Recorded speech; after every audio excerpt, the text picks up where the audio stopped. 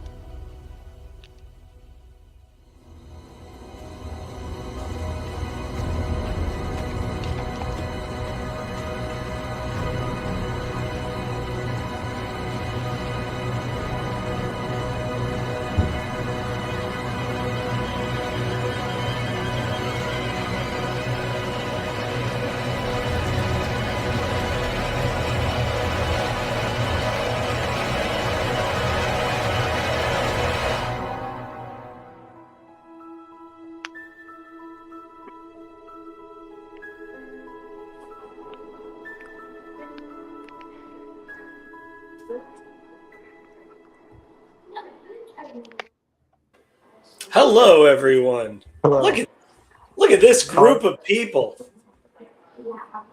I'll show my face for two reasons. First, so you know I'm not a porn bomber, and two, because I wanted to show off my new haircut. It's nice. It's nice, Kirk. Thank you for joining us and for not being explicit material. Um, I actually did have some questions for Yosef, No, no, but I no. don't know. Okay, Kirk, I'm not going to be here most of this Bible study, but I can't not come for Naaman. I definitely have a couple things to say before I have to leave. We will talk separately, though. Okay. Okay. That's beautiful. It's beautiful. I love this dynamic. Cassandra, we're so happy that you're sick. I'm so sorry that you're sick. Thank you for coming. Um, Yosef, are you sick? Why are you home? Worse. So my grandfather died this week, so we're in Oh, Shiva. that's right. So I am That's off right. of work for now, and I am going to. That's where I'm not staying the whole time. I have to head over back to my grandma's house in about probably half an hour, 20 minutes. But I will be here for as long as I can. Thank you for joining us. I really, really appreciate it. Sorry that you're going through this right now, my friend. Thanks. Cassandra, a lot of people are glad that you're here. Yes, Sandra back. People are sorry for you as well, Yosef. We're going to get into the text. This is such a great little passage. If at any point, Yosef, you have to leave and you want to give us a wisdom smoke bomb and then just disappear, Well, you're allowed to do that, okay? So before we start, we have to give the backstory. Okay, go. So you want to introduce what the chapter is about, like first, so people, not everyone knows the Naaman chapter. Yeah, Naaman is a foreigner. He's ahead essentially of the people that are looting Israel, but he is a leper, and he is told by a Hebrew slave that there is a prophet who could, well, there's a God in Israel that could heal him, and sends him to Elisha to be healed. Elisha kind of doesn't even meet the guy at the door. Says, "Go, you could just dip yourself in the Jordan a couple of times, and you'll be your flesh will be like a new child." And he decides, you know what, I'm gonna go. Well, sorry. At first, he rejects it. Then someone says, "Look, if he told you to do something hard, you would have done that. So do the easy thing." He does it, and he's healed. He offers to pay the prophet a bunch of money. The prophet refuses. But then he takes a bunch of dirt with him so that he could always pray on Israeli soil. And then the prophet's assistant Gehazi says, you know what? He changed his mind about getting paid for it. And so then Gehazi is punished with having leprosy himself. Great. Okay. So who is Naaman? So this chapter, we just says Naaman is the what do you want to call him? The chief of staff, or the head of the army, right, of Aram, right, of the Arameans. This is a kingdom north of Israel, right, north of the northern kingdom of Israel. Yeah. Mostly centered around what is now Syria, like southern Syria. So the areas, if you think about Damascus and Aleppo, those are the Aramean areas, the Aramean kingdoms. Yeah. Now, the important part is midrashically, he has a background. We don't just meet him for the first time here. He, in fact, is an important person. The last time they were at war with the Arameans in 1 Kings 22. So if you want to, could you actually bring that up first? I know you have the other one probably ready, but if you bring 1 Kings 22, like verse, I don't know, like starting from verse 30, 29 or 30 in there. Okay. I'll bring that up.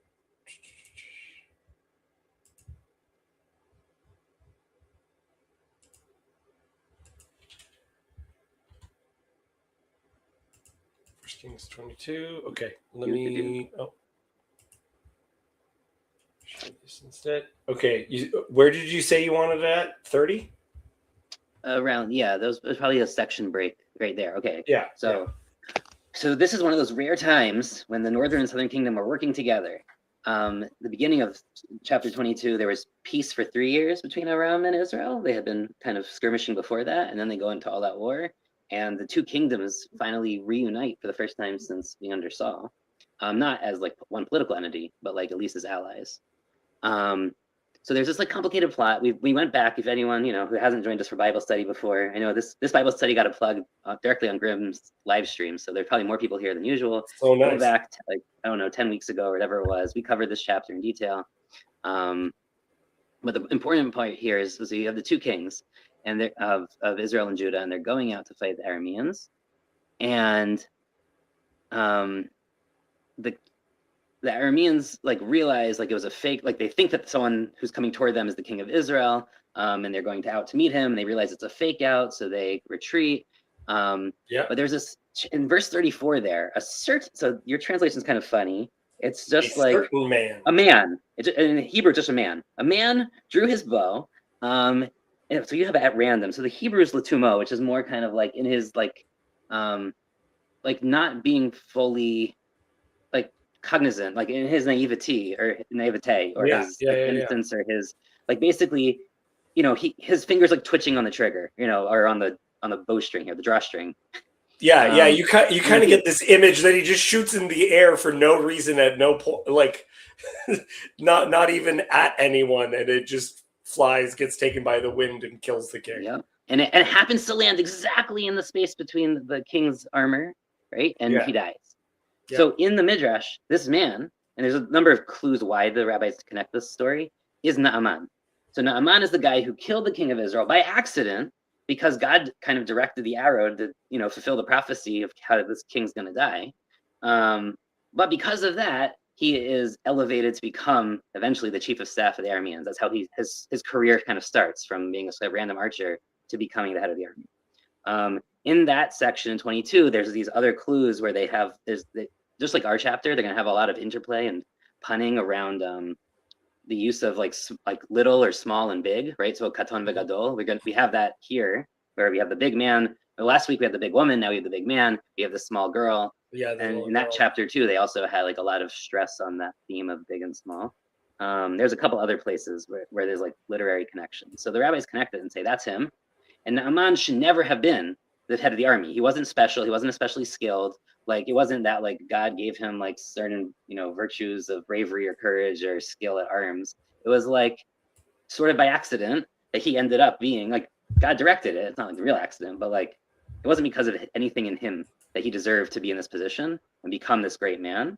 So even though he is a great man, and this whole chapter and now in 2 Kings 5 is going to be about the humbling of Naaman, because essentially like he thought that he was just a really good archer, and he was so good that he hit the king. But no, like it says, like he didn't mean to do it. Like the text is explicit that he didn't mean to do it. That's an interesting connection.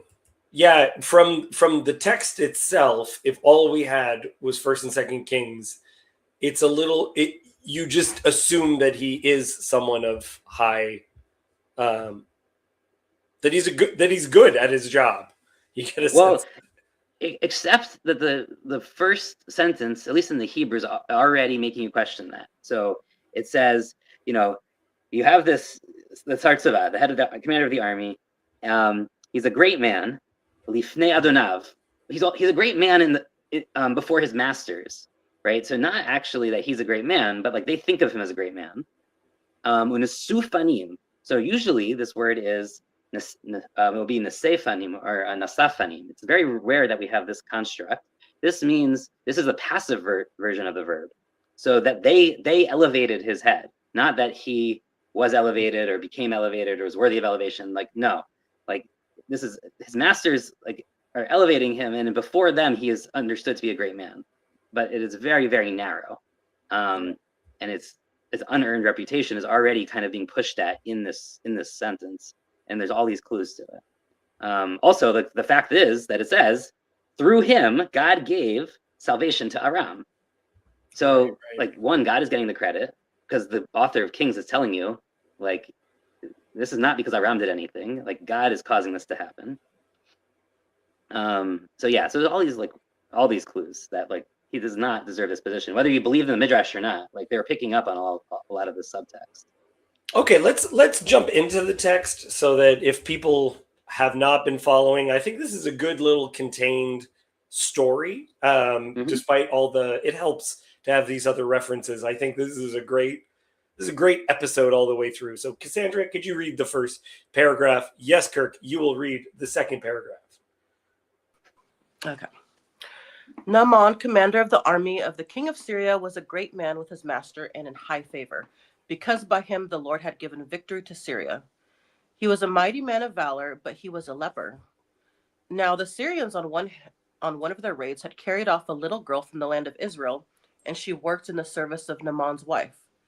She said to her mistress, "Would that my Lord were with the prophet who is in Samaria.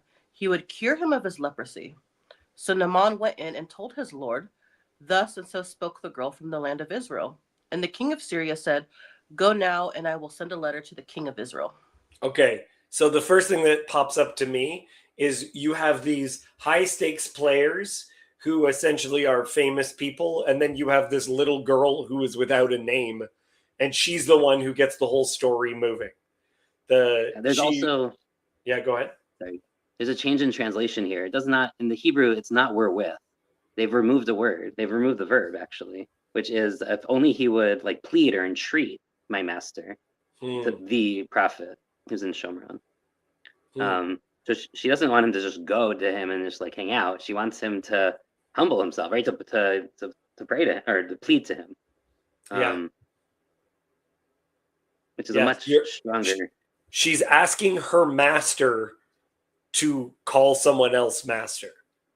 That's like a way of thinking of it. She's also saying that my actual master is not this guy; it's the prophet, right? She's not. Right. She's a sort of. Actually, this gets to the grim stream about which hierarchy are you in, and like if you're captured or if you lose a war, like that means you're submitting to someone else's hierarchy. Well, no, actually, this girl is exactly not that. This girl is someone who kind of is not. She's not only refusing to participate in the hierarchy she finds herself in, but she like has the audacity, the nerve, I don't know, whatever, to kind of like give advice, right? She's this little girl giving advice to the great man, right? And the text is contrasting them very explicitly. It says he's a big guy, right? Ish gadol, big man, rakatana, little girl. Well, in some places, the wording used of Naaman is sometimes used to imply being a giant, depending on what tradition. So I know that those passages are wildly debated, but either way, it's the great man versus the little girl, right? And him being sent off by her. Do you get a sense? And I don't know, like the Midrash would make this explicit. It doesn't seem explicit in the text. Does she like her master? Is that why she sends him? Why does she send him?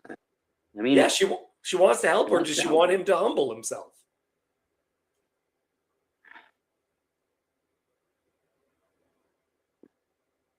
No, I mean, those aren't necessarily not the same thing. Yeah. Helping him might be humbling him. Yeah. That is clearly what the text is going to push. Yes. Well, and okay, while I have you here, there's an idea when we get to the baptism, the form of mikvah or Jewish baptism, like it's not a sprinkle some water on your head, which if you're looking at images, you sometimes have. The Jewish form of baptism, unless I'm mistaken, is you're in the water and you bend the knees and you put the head forward. Don't have to. I mean, you don't have to. It's mostly a function of how deep the water is. Right. The water has to be minimally enough water to cover one whole adult human body. It's 40. I don't remember how many liters that is. But usually the baths are not like really big enough. So usually that means you do need to, bend your knees or whatever. But you don't have to. I mean, there's no reason. That's not. But the Jordan River itself, at certain seasons, at certain places, is not. Well, that's not the Mississippi. It used to be much bigger. It used to be significantly bigger. Okay. Yeah, it was definitely deep enough to cover a whole person.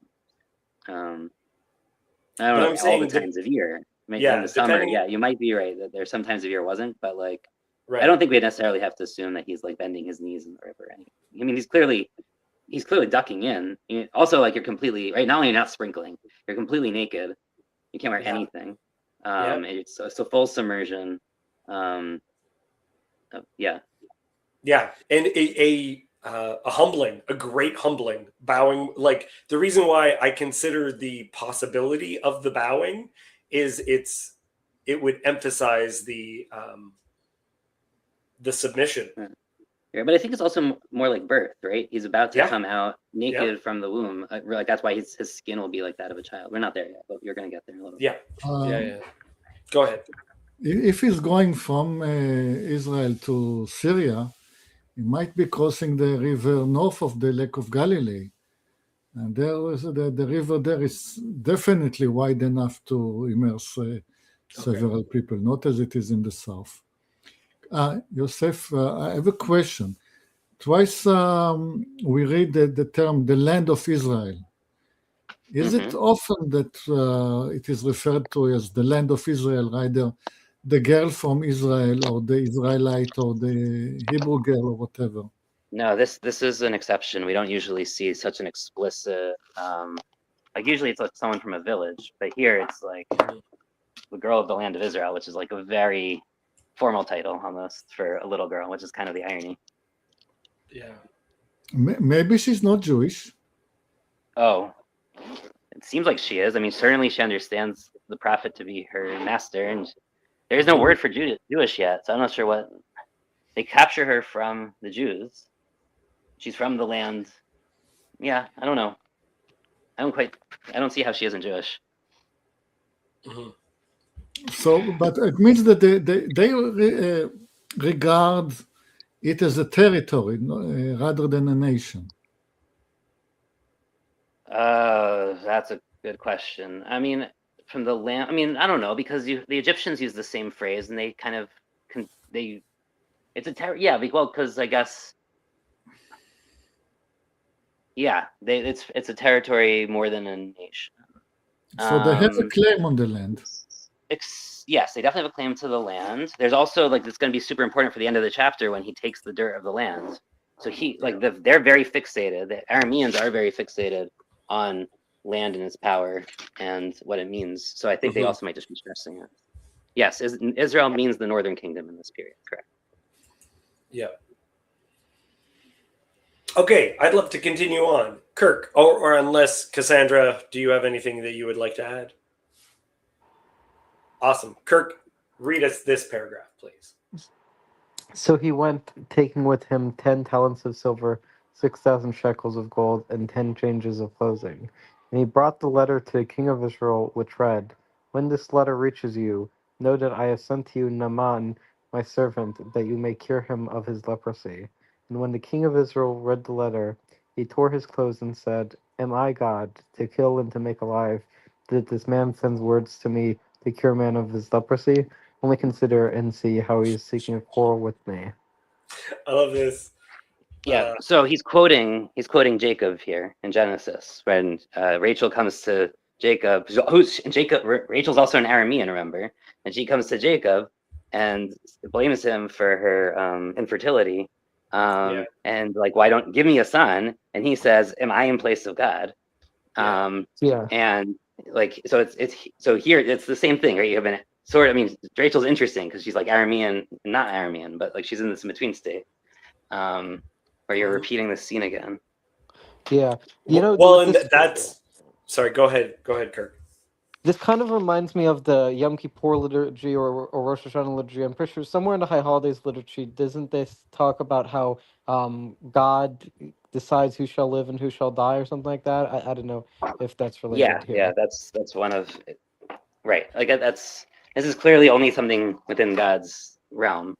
But more than that, to relate it to the fertility, like you were talking about how it speaks of his flesh being like the flesh of a child, and in all the rabbinic literature that we have, they compare like a mikvah to being like the grave and like birth, that it is a dying to one life and birth to a new life. So to connect Well, it with the they conception. don't call it dying to one life. That's a very Christian way to read it, but yes.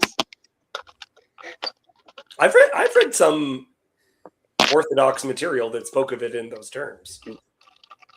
Okay, we'll talk about it. Another boring comment.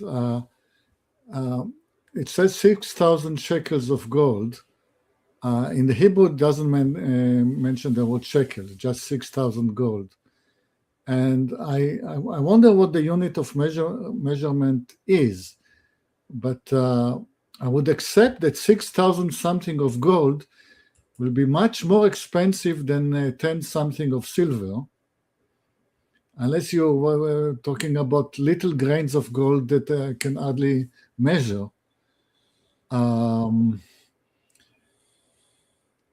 My conclusion is that, as usual, the word thousand is mistranslated.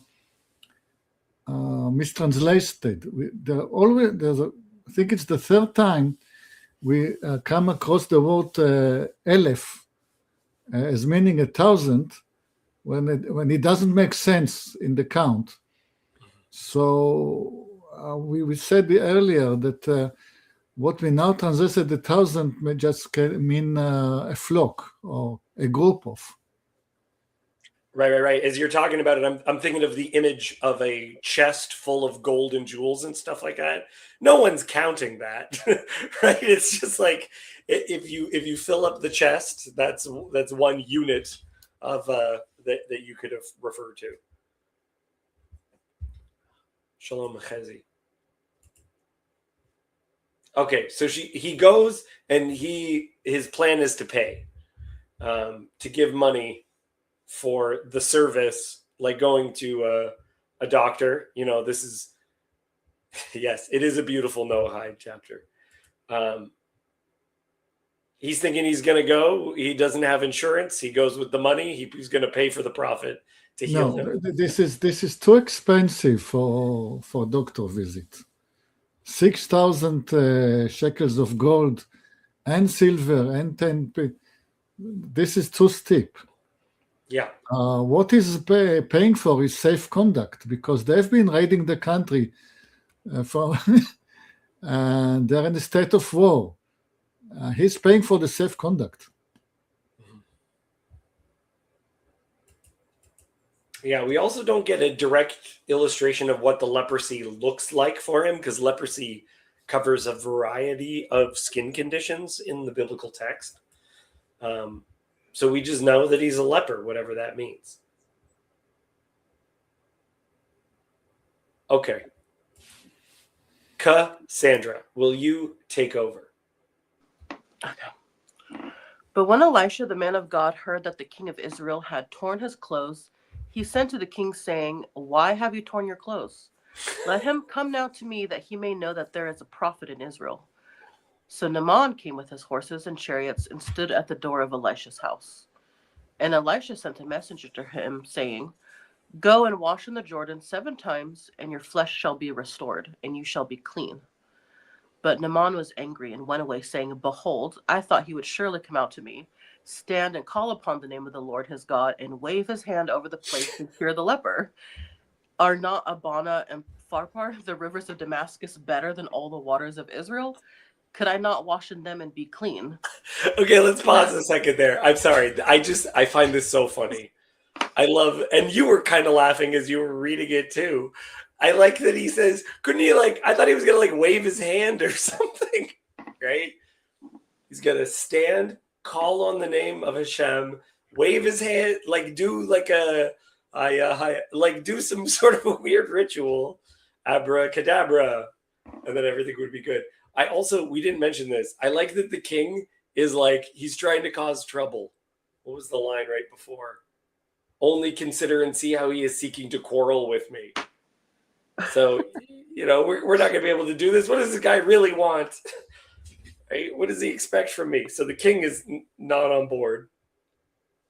And it's Elisha just sends word, does not come to the door, and Naaman is pissed.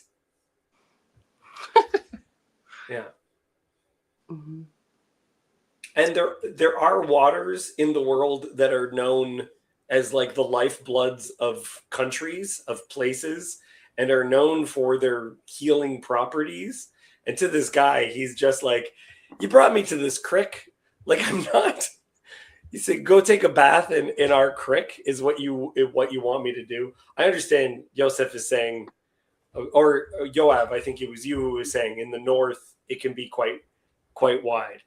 I'm just wondering about season and wondering about, compared to what this guy, a traveler of the world, might expect, how No, impressed he is. it still would have been called a stream in Europe or in America. It would never be called a river Right. at any period. Okay, yeah. So go wash in the creek. And he says, what? Why?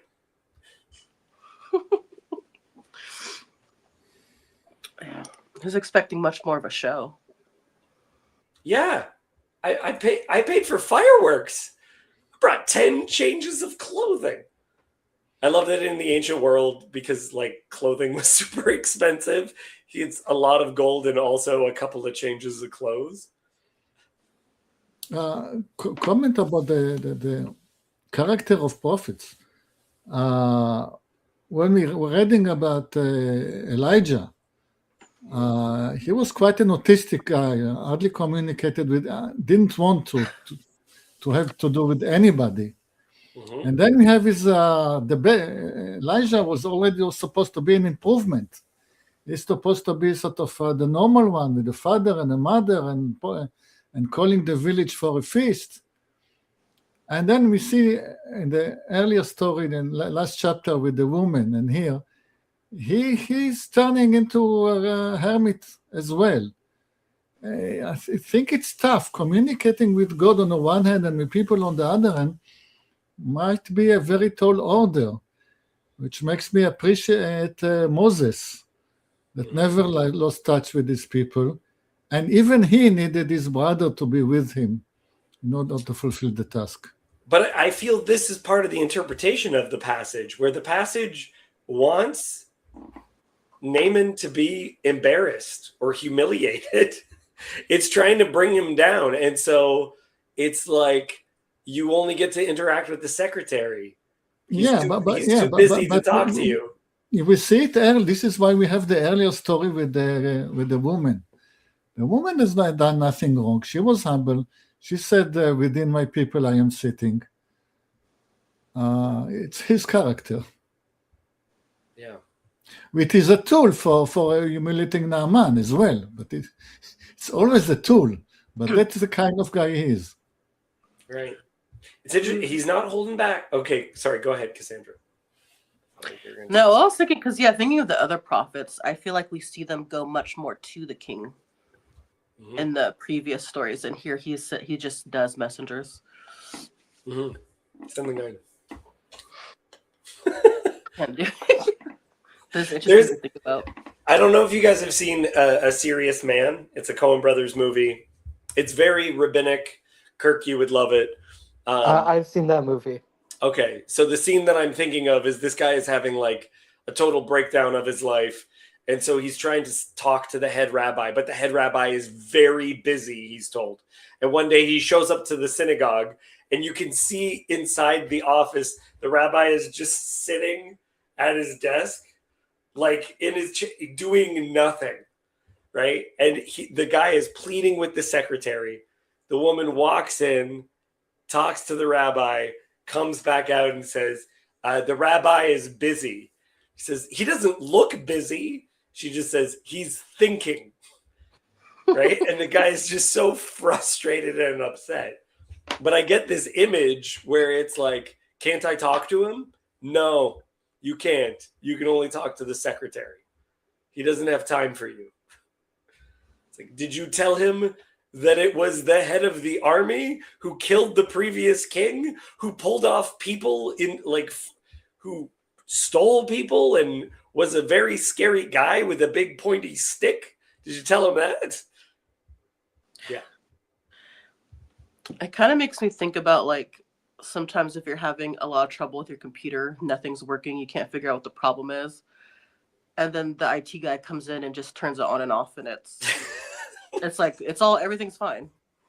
It solved everything. It's like something deflating about it because the answer was so simple. Yeah. But you want something like, no, something's actually wrong. Yeah. No, I'm going to fix it in a way that's going to humiliate you. Right? Yeah. Well, I wonder to what extent the passage is interested in justice, where this guy has to. He stole people from Israel, right? This little girl is war booty. Yeah. Okay.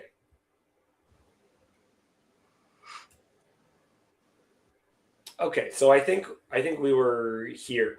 Cassandra, could you finish just this section because you were in the middle of it? So he turned and went away in rage. Right. So he turned and went away in rage, but his servants came near and said to him, "My father, it is a great word the prophet has spoken to you. Will you not do it? Has he actually said to you, 'Wash and be clean'?"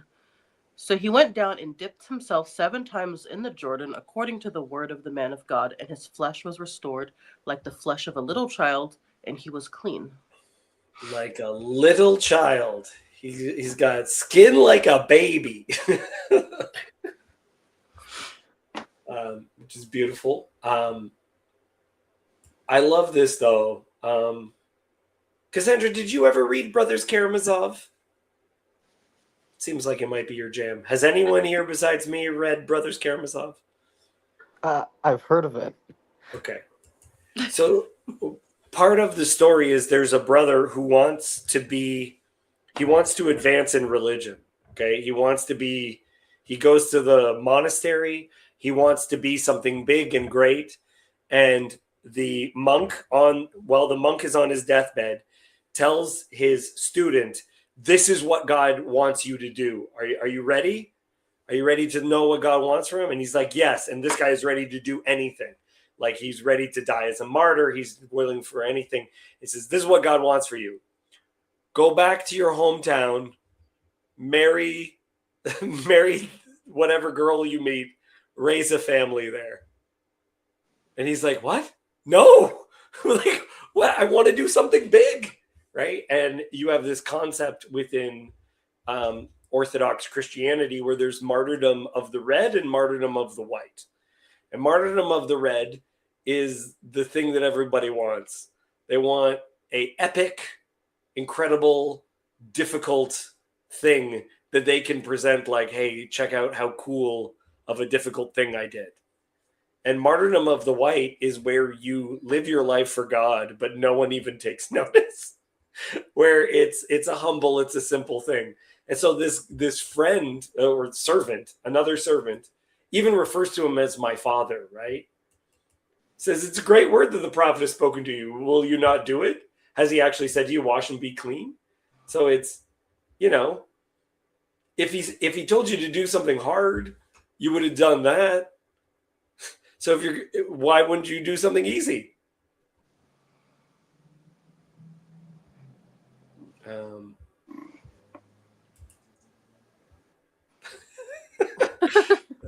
That's good. Thank you, Wilson. Yeah, I can't verify if the brothers Karamazov broke Peterson. Either way, this is the presentation. You go take a bath. It's like, I have leprosy. You think I didn't try washing it off? Like, yeah, Cassandra, what you were saying. Turn the computer off and on.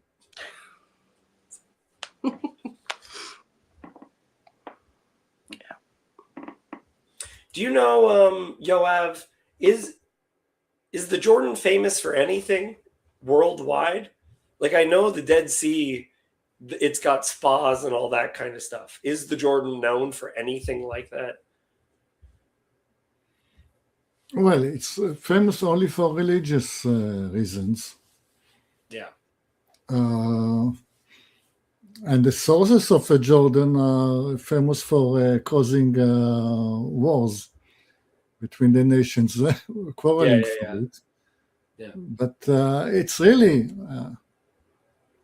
not even, not much of a stream even. Yep. See, Yosef left, and now you get to agree with me.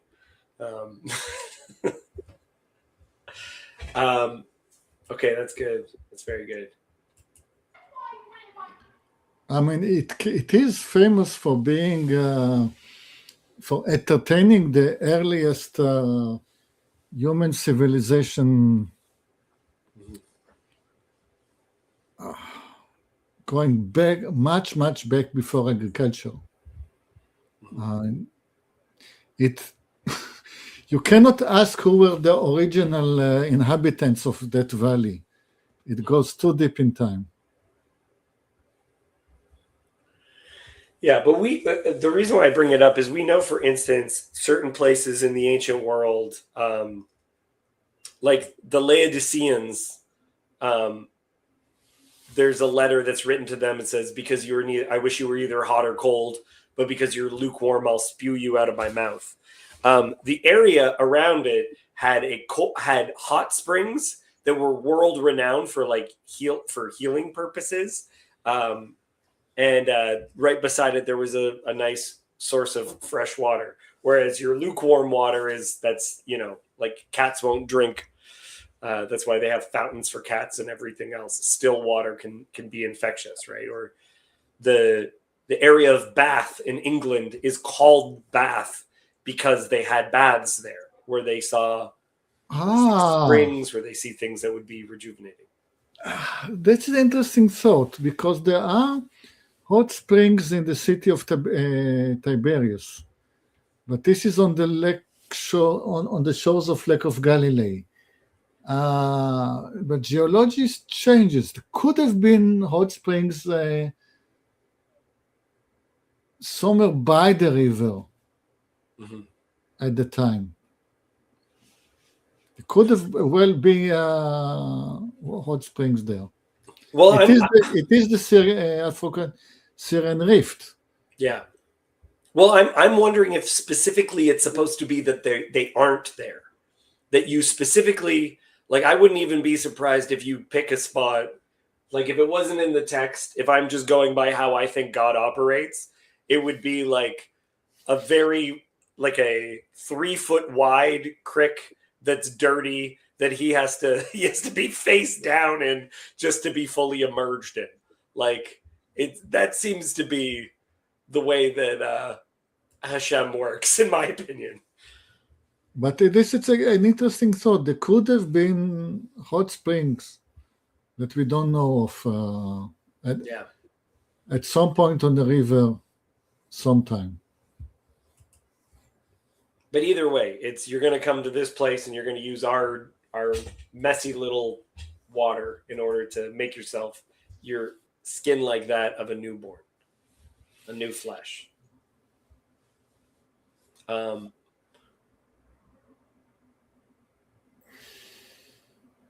Okay. Kirk, sorry. Cassandra, do you have anything else you want to say?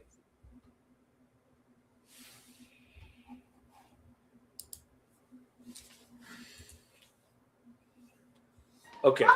Then Kirk, you are going to read. Gehazi's greed and punishment. Then he returned to the man of God, he and all his company.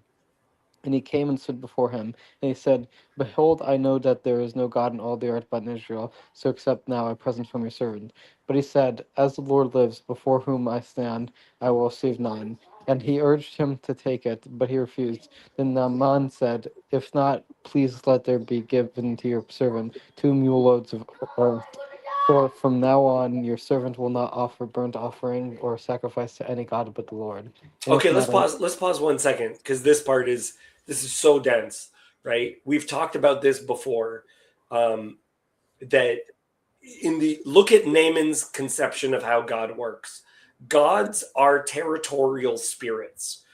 Sometimes the term the shadim in Jewish thinking are sometimes thought of as territorial spirits, or Cassandra, you've definitely heard the term principalities, and that those things would oftentimes be tied to specific places.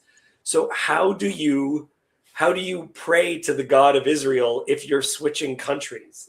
Well, what you do is you load up some dirt from that country that God is tied to, and you pray there. There's a famous story in Canada where there's someone, a royal from the Netherlands, was visiting Canada, and she went into labor while she was in Canada, and so they immediately flew over earth, like dirt from the Netherlands, put it under her hospital bed, and the prime minister declared that room was sovereign territory belonging to the Netherlands, so that when the child was born, that they were that they were of the Netherlands for this reason, right? But you see this idea of like somehow the dirt is seen as, for lack of a better term, magical, right? The dirt carries some connection to the place itself, and if you're going to rule, there's a connection to the very ground itself that God is tied to. Does this connect? Does this make sense? And I'm sure this happens also, that there's tourists who go to Israel and take like a little jar of dirt, just to have a little bit of dirt that they say Jesus touched or something like that. Yeah, born on Dutch soil. That's good. Do you think after she had the baby, they swept up the dirt and threw it away? Well, it can't live in a hospital room. Like, you can't just keep it under a hospital bed. It's unreasonable. No. All I know for follow-up is that the Dutch would send a lot of tulips to Canada afterwards. Right. But I think that's also because we like liberated them or something in World War II. I gotta check my history. I'm sorry. But it makes sense. Does this make sense to you? Yeah, the dirt was repatriated. Okay. For this line, when Naaman says, "If not, please give me the dirt." So Yeah. So I was wondering, I don't know if it's just like the way the translation. So Elisha won't take any payments, and so he says, "If not, please give me the dirt." Then I don't know, when his servant goes and gets stuff from Naaman, then what? I'm not sure if that's part of the agreement. It's the way it's written is kind of confusing to me. Yeah. Well, and there's a follow-up bit that I think we should bring into this. Kurt, can you read from 17 to here? Because I think maybe this will give some clarity. Then Naaman said, "If not, please let there be given to your servant 2 mule loads of earth, for from now on your servant will not offer burnt offering or sacrifice to any god but the Lord. In this matter, may the Lord pardon your servant. When my master goes into the house of Rimmon to worship there, leaning on my arm, and I bow myself in the house of Rimmon, when I bow myself in the house of Rimmon, the Lord pardon your servant in this matter." He said to him, "Go in peace." So he's asked, Naaman is asking for dirt so that he can make like a little shrine to Hashem there, and is asking God to forgive him because he knows as part of his job he has to enter into a pagan shrine with the king. So I have to help him up. This is also what I mean, leading him on my arm. I don't think he has leprosy, because if he had leprosy, I can't imagine the king grabbing this leper's arm and leading him in. I think it was something else. But either way, he's bringing him into the house of this god named Rimmon. And look at this. This is why Hezi was mentioning before that it's a Noahide passage, because and Jesus, in fact, uses this as an example that when God is healing a leper in this time period, there's lepers that are Israelites. Who does God heal though in this time? It's this foreigner that comes that humbles himself, this man is healed.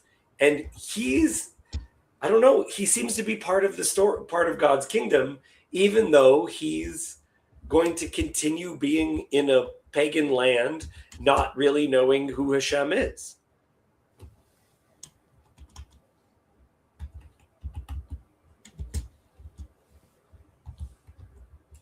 Is that still confusing, Sandra? You are muted. I don't know if you're talking. No, I forgot about that last part. Yeah, I don't know. Now I think it's more interesting that he wants the dirt too, because I'm wondering how he's going to use it exactly. Is he going to eat it? That'd be great. Well, I was thinking, would he have a place where he would spread it out, or how would he use it? Or somehow, sometimes people carry like trinkets or like little charms on them. Like you're talking about, like having a vial of dirt and stuff like that. Yeah. I wonder if he would do something like carry a little dirt of Israel around with him. Yeah. So strange. Or does he have like a room in his house that's just like an Israeli room? And when you go there, it has like a dirt floor. You know what I mean? Like, I don't know. Yeah. what are your intentions with my dirt?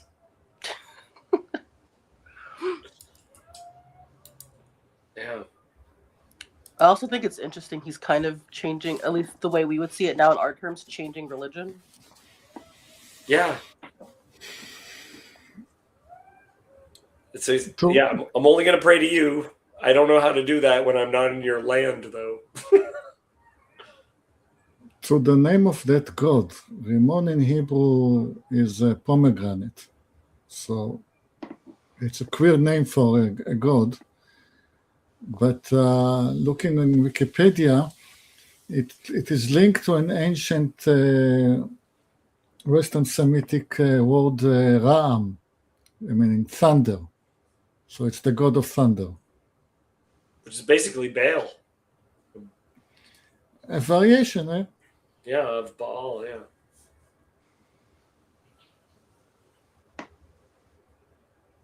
Two mule loads of earth too. It's a good amount. Because it's not the size of a trinket. It's a cart. Yeah, but it's not a big cart because you have to climb from Samaria to the Golan Heights. You cannot load those two mules with too much earth. Okay, Matt is asking a great question, which is he spreading it in the temple? It doesn't seem to be illustrating that. He's taking it, so he's saying that's his way of saying I'm going to be good to the God of Israel. In this matter, may the Lord pardon your servant. When my master goes into the house of Rimmon to worship there, leaning on my arm, and I bow myself in the house of Rimmon, when I bow myself in the house of Rimmon, the Lord pardon your servant in this matter. So he has to go in and he has to take the stance as though he's praying, but he's assuring Hashem that he's not praying. Please forgive me. I have to do this thing. I promise I'm not actually praying. Very interesting. I wonder about this sickness because on one hand, it's obviously not infectious and it's not so disgusting so people will avoid you. Mm-hmm. On the other hand, it's severe enough that you want to pay so much gold and so much silver and go through this trouble to get rid of it.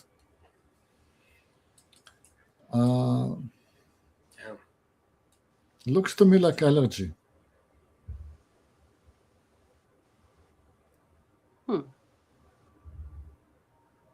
Could it be something? I'm trying to think what this might look like, right? Because it could be eczema. Oh, like his eczema feels like it's too small, right? But I have a friend. I've known people who had psoriasis. Is that the right one? Yeah. And that their skin bleeds. They just have like wounds like open wounds on their flesh as a result of this stuff, right? Like it's for some people, it's like a little bit of dry spots. But I've known like one of my good friends right now. He got a bone marrow transplant, and that's given him a new immune system. So he used to have psoriasis all over his body, and just sections of his body that were constantly like bleeding because of that. Yeah, must have had a bad experience with this old guy.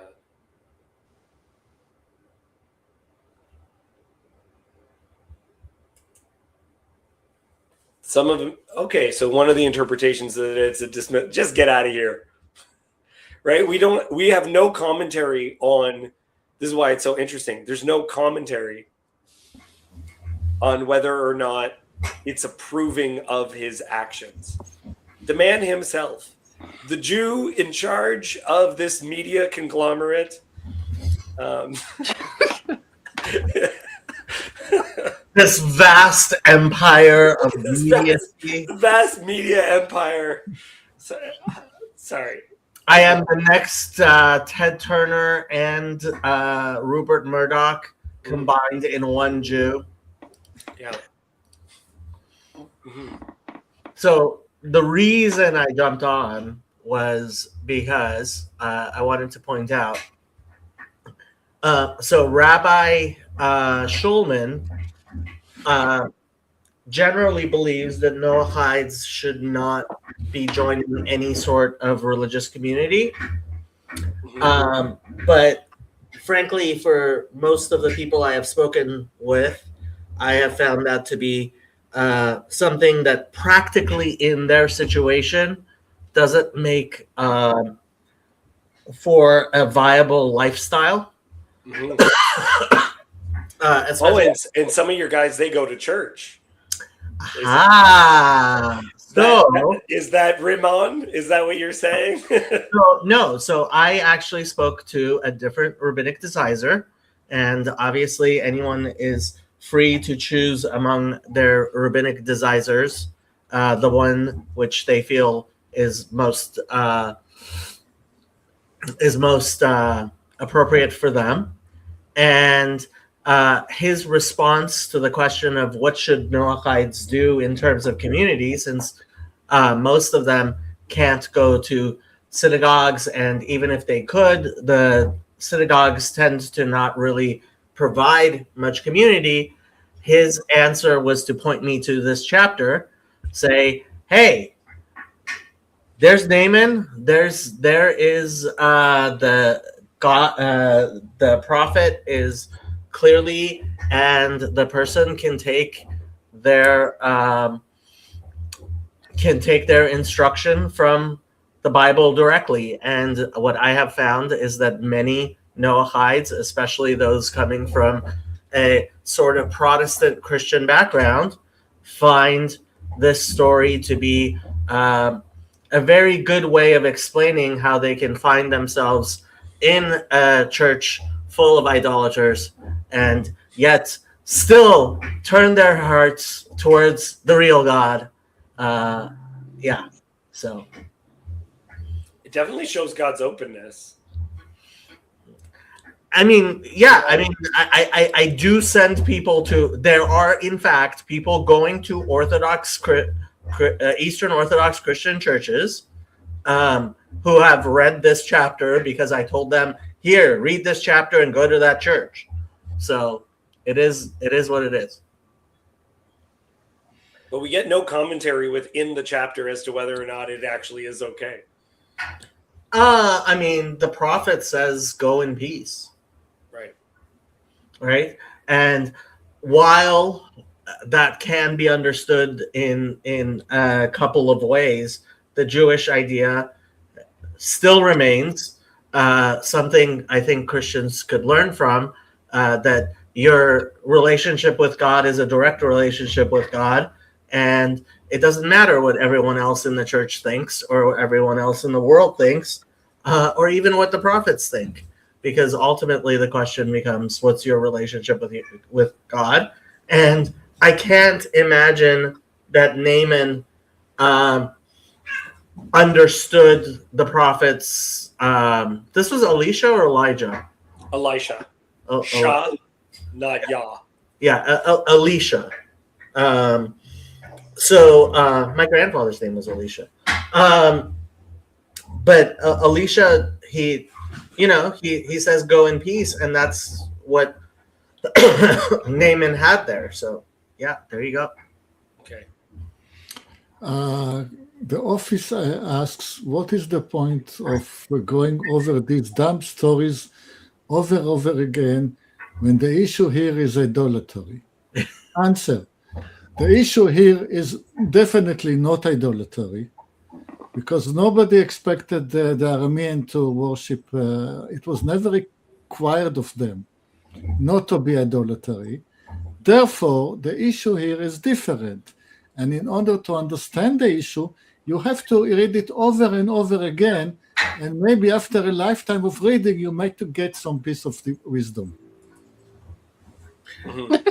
Claire's more interested in being mad at her ex-husband than she is in actually engaging with Christians. So within this text, though, as we're looking at this, this is Yanni. This is the right answer.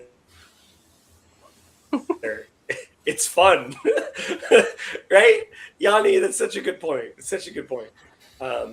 But this idea, it's also interesting because God, he's not given an ultimatum. He doesn't say, if you do this, then God will cure you of your leprosy. It's just go wash yourself. Like, it's not you have to worship Hashem alone. Doesn't say anything like that. Just heals him. But he has to act out submission to the God of Israel, which is, you can see why he wouldn't want to do it. But all you have to do is just act out humility to the God of Israel, and you'll be healed. Right? No, does it anyway, gets healed. And I don't know what happens to the little girl, by the way, because this little girl that gets the story running, like gets the story moving, who's a slave in his household, we get no idea that this girl is set free. I'm guessing there's a midrash somewhere saying she becomes a prophetess like Deborah or something. Yeah. They're all dead by now. Yeah. Quite likely. Yoav, do not be distracted by people trying to distract you. Okay? As Jon God said, it's fun. Yes. But it's important. It's important that as things occur, that you don't acknowledge, okay, Yoav? Because, like in the Shakespearean idea, the fool is not someone who's an idiot. The fool is someone that makes you into an idiot, right? So if you see someone and you have reason to believe that they are a fool, don't engage. Yeah, but she's not a fool.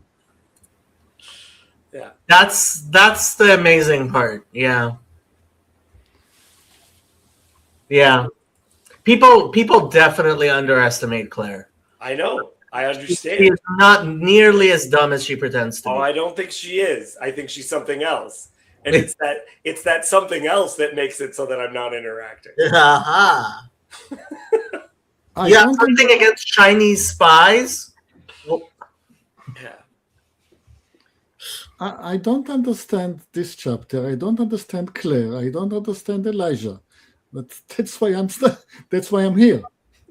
Again and again and again. Let's play this. I understand Gehazi. I mean, he was just greedy.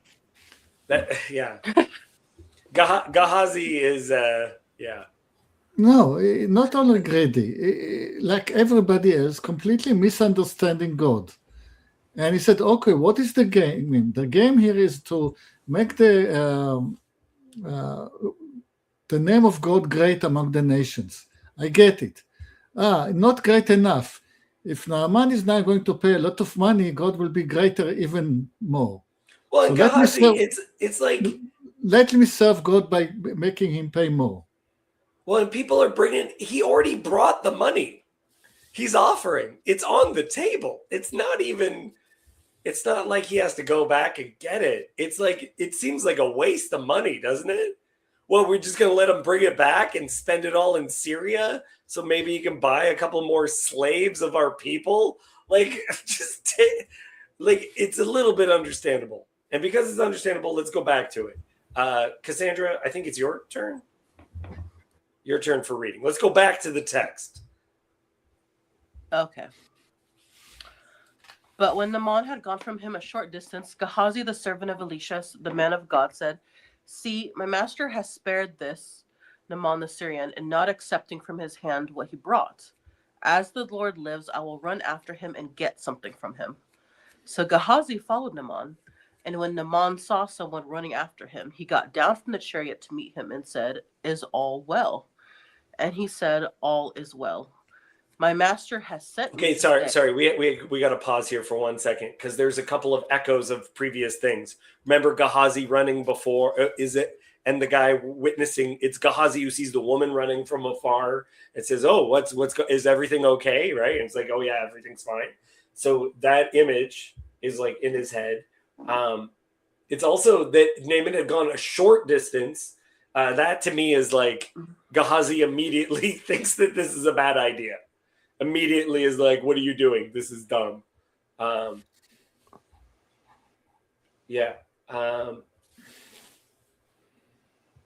Okay, I'll let it continue from there unless anyone has anything else to say.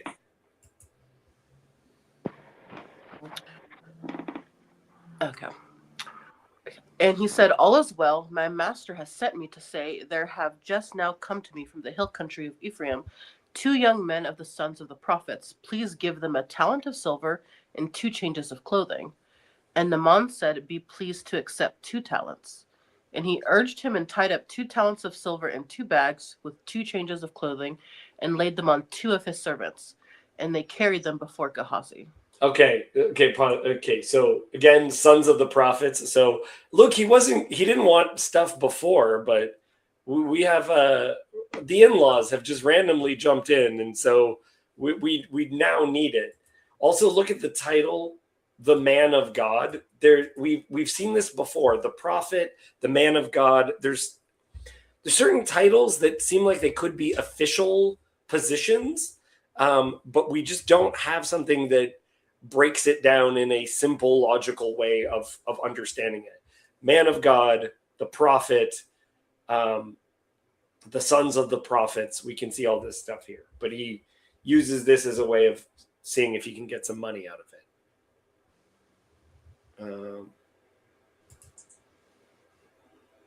Anyone else want to say anything before we go on?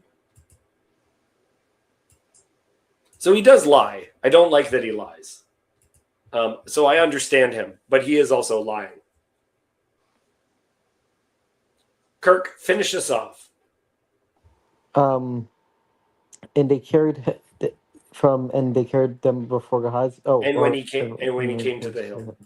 And when he came to the hill, he took them from their hand and put them in the house. And he sent the man away, and they departed. He went in and stood before his master. And Elisha said to him, "Where have you been, Gehazi?" And he said, "Your servant went nowhere." But he said to him, "Did not my heart go when the man turned from his chariot to meet you? Was it a time to accept money and garments, olive orchards and vineyards, sheep and oxen, male servants and female servants? Therefore the leprosy of Naaman shall cling to you and to your descendants forever." So he went out from his presence a leper, like snow. Like snow. This image again, like I don't know if you've ever had skin essentially die on you. Like I'm a dark fella, and it turns bright white when anything like that has happened.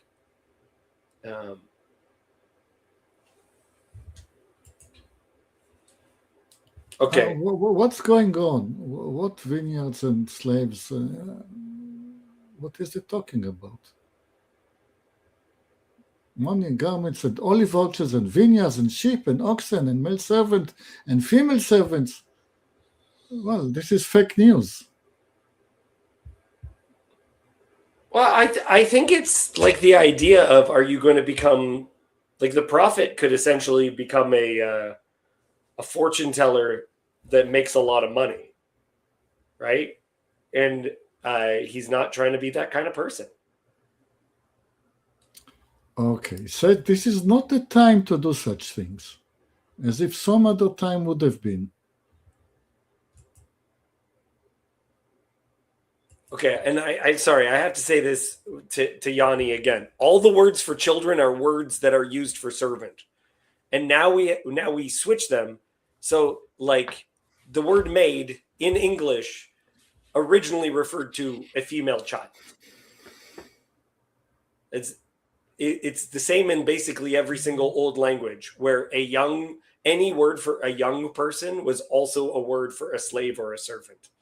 It doesn't mean that the people are actually children. It's not about, in some cases, is there some trafficking of children? Yes, there is. But these stories, it's referring to prestige, right? You get into a position of power, you hire you buy a couple of slaves, you hire a couple of servants, like if you were in a certain stage of aristocracy, you always wanted to have a butler, that kind of stuff. Yeah, this is a good point.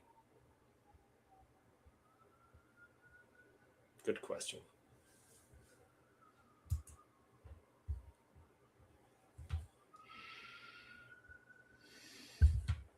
God sees.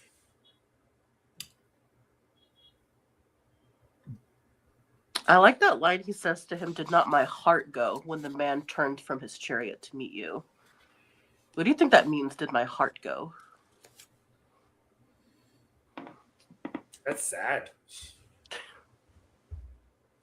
I find that very sad. It sounds like he's been betrayed.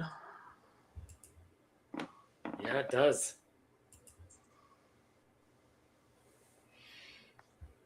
Again, Elijah doesn't know people, cannot read people. That was his servant, and he never estimated his servant correctly. Yeah.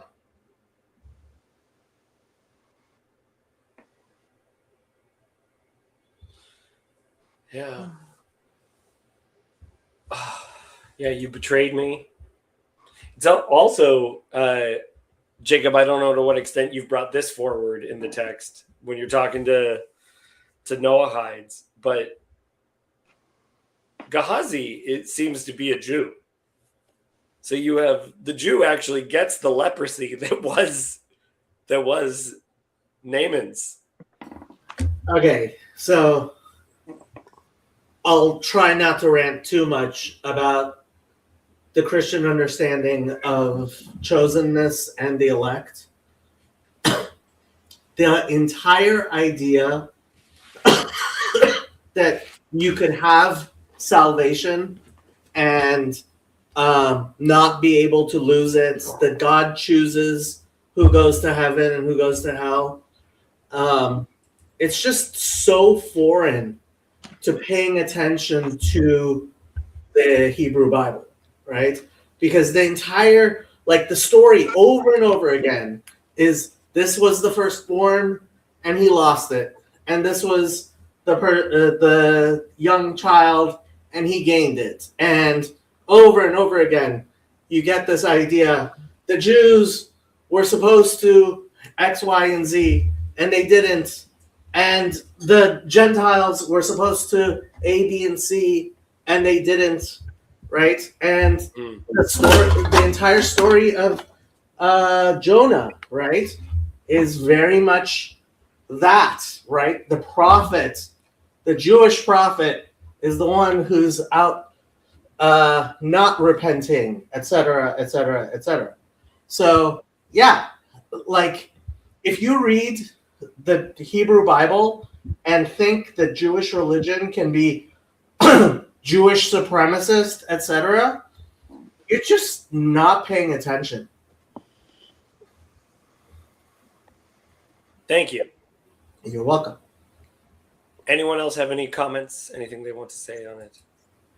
Kirk, I'd actually like to know your thoughts. I know that you always say, okay, I haven't really thought about this, but you identify as a Noahide, correct? Would you? I identify as a Noahide, and I am a Noahide. Okay.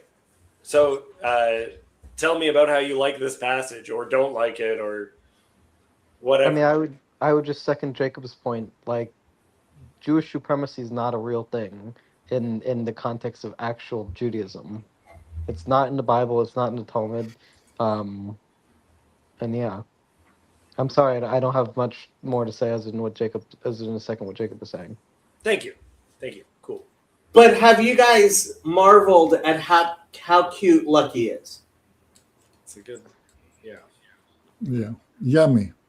Exactly like a fried chicken. Exactly like fried chicken. Yes. Actually, because the word heart came in here, I don't know if you use this expression. I dated a girl who was Assyrian at one point, and they would use the expression, like she gave me an expression that was supposed to be affectionate, and it was holy liba, which is I want to eat your heart. Which is right. In Persian, it's I want to eat your liver. Okay, yeah. Yeah. Okay, just yeah. I just like that you said like fried chicken. It does look. It does. That dog does look extremely breaded. I will say. Doesn't he though? Like, yeah, crispy breaded. Yeah. Yeah. I keep on getting people saying that is a large piece of fried chicken you got. Yeah. Lots of fun. Okay. I'm interested by the fact that this story is also standalone. And I wonder about the role that some of these stories played as Israel is in exile. To what extent? Why is it standalone when just in the beginning Joseph connected it to the earlier story, and I connected it to the story of the woman? Yeah, but it's connected through midrash, and there's like that's the most explicit connection is midrashic, which it's like the midrash connects everything to everything. All due respect to the midrash, but like, yeah. Okay, it's a big chiasm. I'm totally wrong. That's fine.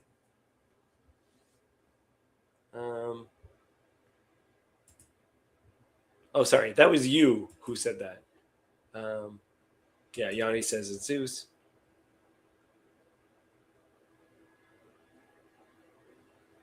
What does this mean, guys? Cassandra, can you explain this to me? Well, you have to understand what in conspiracy world the Victoria's Secret is. It's the secret of the Queen Victoria. It's something very naughty. I think they want to say a naughty smile. Okay, fun. This is all I wanted to talk about. This was a wonderful chapter. Cassandra, again, I'm so happy that you were here. Kirk, Yoav, you guys are also welcome, but I'm especially happy that we actually got Jacob and Cassandra. See, And Yosef in the beginning. And Yosef in the beginning, yeah. I'm just like, what? What a special day. The I have 2 weeks of vacation, of which today is almost the last day. So I figured, why not? Yep. I just want to stress, I'm stunned by the way this section ended. Like Elisha said it's his second. Perhaps somebody who was intended to succeed him. You got it right, you didn't get the timing right. So what prophecy was he alluding to? It's a small door to a big world, but it's not to be discussed here. Mm-hmm.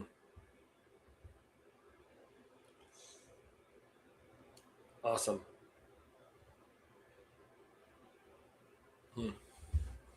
Jacob, I believe you are having another conversation later today. You want to plug that right now for people to know about it?